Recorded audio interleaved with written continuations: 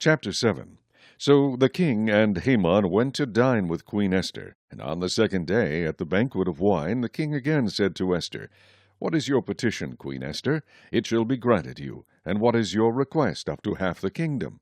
It shall be done." Then Queen Esther answered and said, "If I have found favor in your sight, O king, and if it pleases the king, let my life be given me at my petition, and my people at my request. For we have been sold, my people and I, to be destroyed, to be killed, and to be annihilated.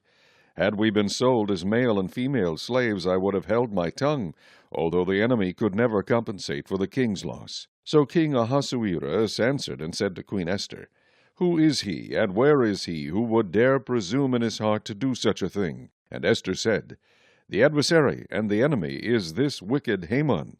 So Haman was terrified before the king and queen. Then the king arose in his wrath from the banquet of wine, and went into the palace garden. But Haman stood before Queen Esther, pleading for his life, for he saw that evil was determined against him by the king. When the king returned from the palace garden to the place of the banquet of wine, Haman had fallen across the couch where Esther was.